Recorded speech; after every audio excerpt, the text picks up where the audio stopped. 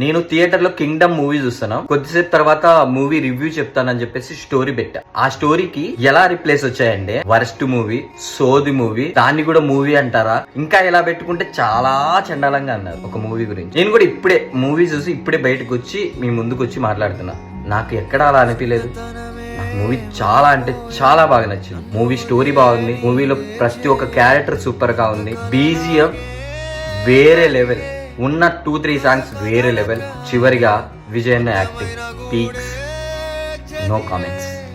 అంత బాగా పర్ఫార్మెన్స్ చేశాడు, అంత బాగా యాక్టింగ్ చేస్తాడు విజయ్ అన్న.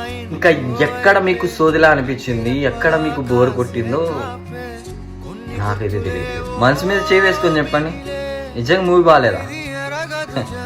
ఎందుకండి ఏదో చెప్పాలని చెప్తున్నారు కానీ ఒక మూవీ గురించి నోటితో చెప్పడం చాలా ఈజీ అండి, కానీ ఆ మూవీ ఎంతో చెమట వచ్చి కష్టపడితే ఒక మూవీ